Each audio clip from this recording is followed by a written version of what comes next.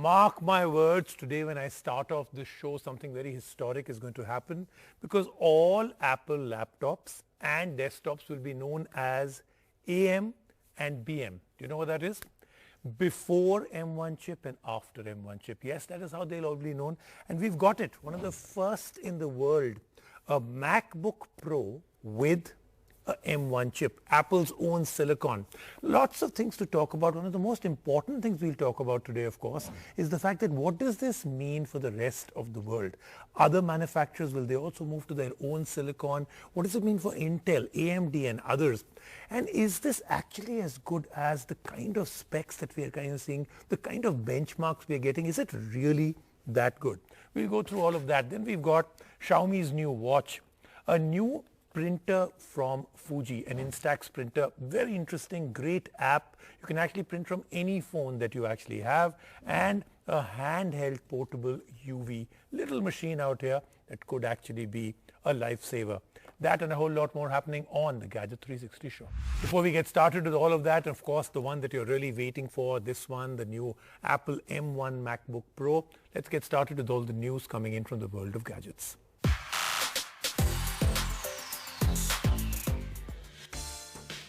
VAIO, the laptop brand that made a lot of waves back in the day, is all set to make a comeback in the Indian market. The manufacturer has signed an agreement with a Hong Kong-based company, and VAIO has promised to hit the ground running in a span of 3 months.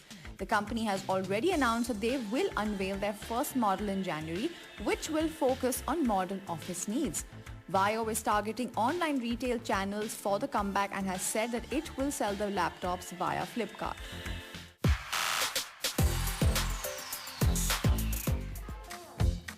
Microsoft is determined to find out why their latest console, the Xbox Series X, is being outperformed by Sony's PlayStation 5. On paper, Microsoft seems to have the upper hand in terms of hardware, but reportedly, many multi-platform games are running better on the PS5, with higher and more consistent frame rates. And Microsoft wants to know why, as it has started working with its development partners to understand the reason behind this. Both the PS5 and Xbox Series X are now up for sale. Our top story is this. It's just come. I mean, I can almost feel that it's warm, not because of the fact that the M1 chip is overheating or any which way. In fact, it doesn't. On the Apple MacBook Air, it doesn't even have a fan and it performs very well. It's warm because you can literally say it's hot off the press, hot off the building blocks from where this was built. This is one of the world's first MacBook Pros which does not have an Intel chipset inside. This is Apple moving on to their own domain, their own M1 chip, and it is a very, very big deal. It's a very big deal because Apple has always wanted to do this. Apple has always wanted to control their hardware and software and all the options that come with the hardware and the software. But the fact that they had to rely on Intel to do everything, especially to do with their desktops and laptops, that has always been a problem. They've now moved on to this. But while we'll review this, obviously, the big questions that come up is it as good as the kind of benchmarks we're getting? After all, this has got a piece of software playing between the hardware and all your old apps. At one point, all software will be rewritten for this particular chip. Right now, it's got a piece of software that adapts everything to this chip. So with that piece of software, is this still a performance rocket? How good is the battery life? What else did I feel when I was using it? And the second question is, what happens to the Intels and the AMDs? If Apple has ditched them, will all the others?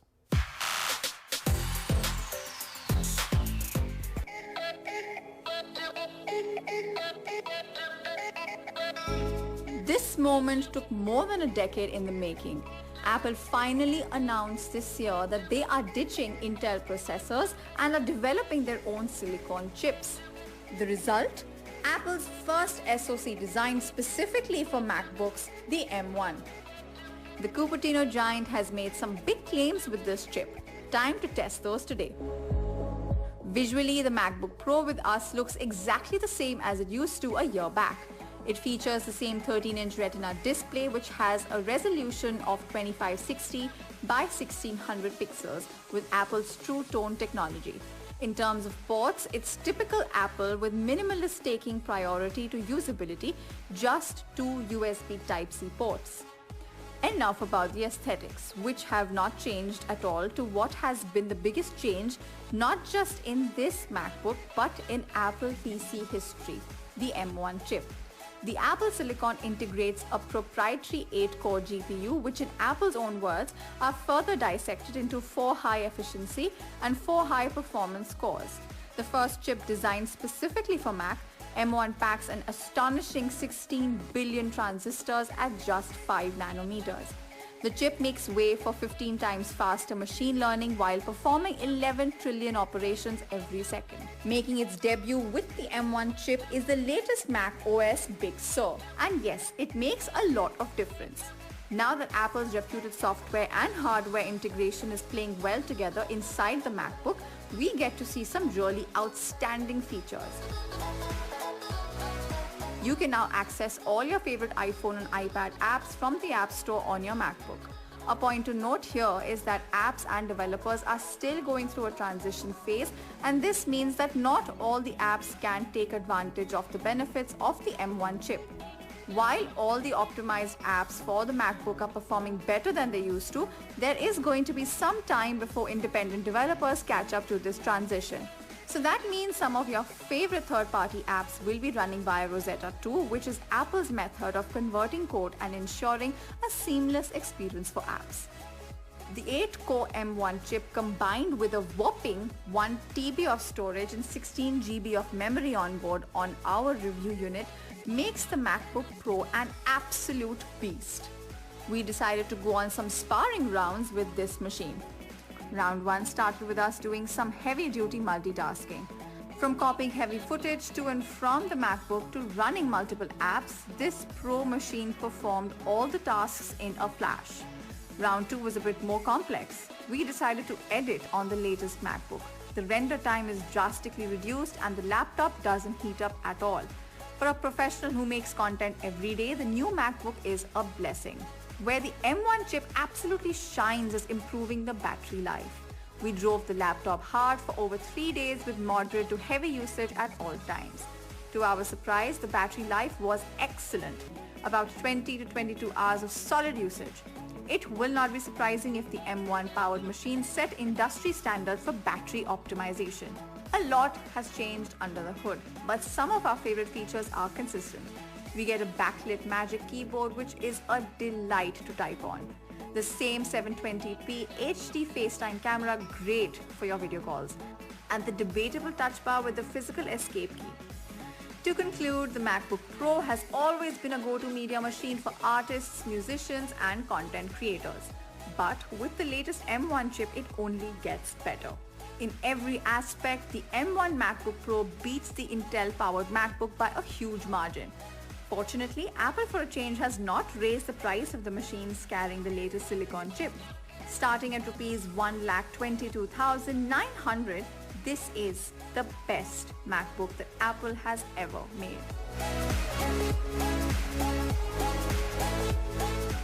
Let's move on now to this, a brand new smartwatch. Now, Xiaomi has been doing a lot of fitness trackers, those bands that they have, and that has been doing very well. In fact, in India, they sell out in incredible numbers. Now, this is one of the first times that they are moving on to a different form factor. They've done it before, but this one is quite an interesting watch.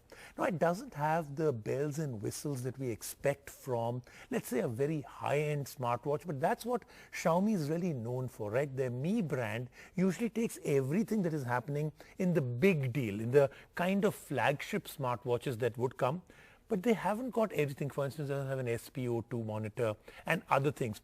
But for the price point of about 10,000 rupees, this is quite a bit going for it. Amazing features and a great price is what made Xiaomi stand out and eat a heavy chunk of the smartphone market. 6 years later, Xiaomi has done another first with its smartwatch debut. The Mi Watch Revolve is a tech giant's first attempt to dig into the growing market for smartwatches in India. The product packs in a lot of promise and comes at a reasonable price of Rs 10,999. But just how good is it? Let's find out together. Right off the start, we have to admit that the Mi Watch Revolve is one of the best looking smartwatches in its price point. The 46mm case looks classy in its shiny metal body, and we are sure it will look good with both casual and formal outfits. Even though the watch looks like a chunky monkey, it has hardly any weight to it and feels super light on the wrist. To set up this smartwatch, you need the MiWear app on your smartphone. The app is fairly simple and one can learn the way around it very quickly. You can track your progress of your fitness journey from the app. The app also gives access to various customization options on your watch. From selecting multiple watch faces to turning on notifications, you can do it all from here. The 1.39-inch display is an AMOLED panel which is very bright. Colors look vibrant on the smartwatch and it's really easy to read text on it as well. The bright panel also makes it easier to look at the watch even in direct sunlight. Now, if you are a rough user, worry not. The display on the watch is Corning Gorilla Glass 3 with anti-scratch coating. Mi Watch Revolve features pretty much all the sensors that you can expect from a smartwatch in 2020. There is a heart rate monitor which is fairly accurate and comes in handy when you are working out. The smartwatch comes with a sleep tracker which turned out to be one of the most accurate that we have seen lately. However, wearing the watch to sleep can be a bit difficult because of its size. Xiaomi claims that the Watch Revolve comes with 14 days of battery life, which sounds very impressive. We went all out in our testing and swiped right to all the features that this watch offers. From always on display to turning on notifications for pretty much all the apps, yet we got a battery backup of 5 whole days, which was amazing. The watch takes about 2 hours to completely charge using the proprietary charger it ships with. Time's up, and now we tell you if you should be going with Xiaomi's latest smartwatch. While Xiaomi manages to impress us with the looks of the smartwatch, there are still some rough edges that needs to be taken care of. At Rs 10,999, the smartwatch is a good option for those who want to switch over from a smart band, but if you have a bit more to spare, then there are better options out there. You know, the brand, the sub-brand from Fujifilm called Instax is all to do with those Polaroid cameras that they have. So that's very retro. But within the same sub-brand, now Fujifilm comes up with something that is not retro at all. In fact, this is very, very futuristic. You know, the single greatest problem we have with all the amount of thousands and thousands of pictures that we actually take on our phones, that they remain inside our phones. Literally, you can't really share them other than posting it out. You don't get that physical feel of all those pictures. Well, not anymore. With this, the Fujifilm Instax printer, it's called the Share SP3. All you do is download an app, and this will then print any picture you have on your phone right onto this. We played around with it. It was great fun. The world of photography is moving at a very fast pace, with technology being developed every second to give you crystal clear and lifelike images. Between all this innovation, Polaroids seem to be an evergreen way for people capturing their memories. That might be one of the reasons why Polaroid cameras like Fujifilm's Instax Mini sell like hotcakes. It was the success of that product that Fujifilm decided to manufacture printers that could connect to your smartphones and give you those beloved Polaroids of any photo you choose. Today we review one of the latest Polaroid printers by Fujifilm's, the Instax Share SP3. So let's adjust our focus and snap some photographs.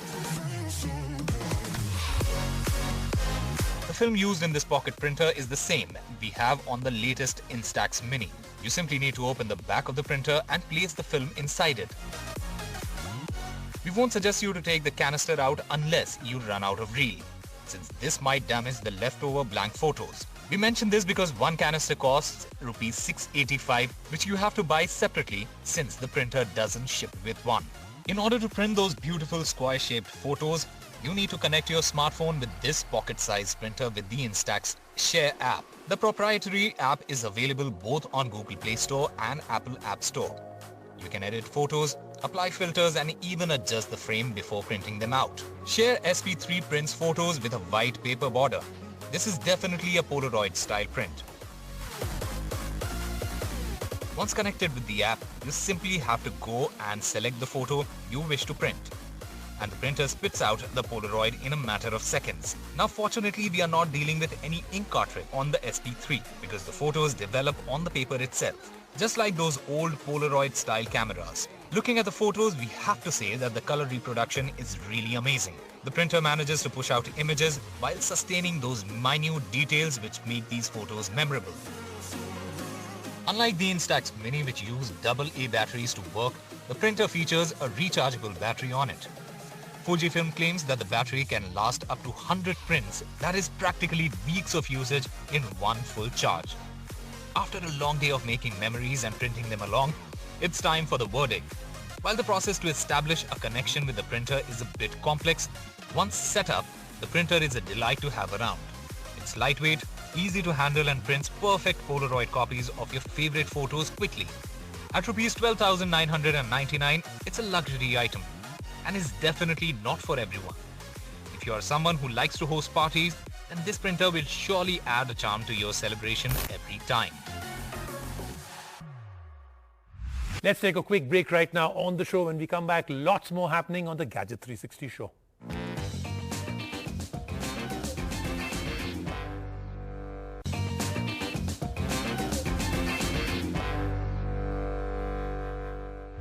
We've shown you quite a bit of stuff to do with things like a UV box, a UV sanitizer. We did something from Samsung earlier. This is like a portable wand. It's called the UV1 by a brand called Mai. And this again is something where if you don't need a huge box, you want something that you want to quickly sanitize through with a wand, something that you hold in your hand. With boxes, the problem is that they have a physical limitation. You can only put in what fits inside the box. This you can use anywhere. Ultraviolet lights have been around for a while. This technology has been adapted into multiple products of different shapes and sizes. It's a known fact that it is one of the most effective ways to get rid of harmful germs and bacteria. But could this be dumbed down to a size of a laser pointer? The question was answered by a Coimbatore-based company, Mai. The company recently launched India's first pocket-sized UV sterilizer, dubbed the UV1. At a time when swiping a plain cloth on your belongings won't get the job done, this little product promises to get rid of those unwanted pathogens by beaming them with a UV light. But is it good? Let's find out. You would expect a UV pocket sanitizer to have a fancy design or unique controls. But that's not the case here. This device is lighter than a car key ring, and the compact design makes it super easy to carry around. The design is definitely convenient if you don't want to carry around a sterilizer box. So how does this work? In order to give your personal items an UVC screening, you need to hold the device at a distance of 7 centimeters or roughly about 2 inches from the surface. Point and shoot. The device takes about a minute to get rid of all those harmful bacteria that are leasing out on your belongings. There is a tilt sensor on board that made our job of cleansing our devices easier. This super portable UV screener runs on a 300 mAh battery, which can be charged with any USB Type-C cable. The company claims that the device can last for about 70 flashes in one charge. In real time, that's about half a day if you're maxing out its use. But if you work in a controlled environment, then it might last a day easily. The UV1 costs Rs 1,999. This is a fair deal considering how well it works, and gives the user a mental satisfaction of having a bacteria-free environment. That then was the Gadget 360 show for this week. Like I said, an epic show because of the fact that from here onwards, Apple will completely and dramatically change in terms of what they'll be able to do with their laptops and their desktops and a whole lot more. A lot of other game changers and incredible devices coming up next week on the show. I'll see you then.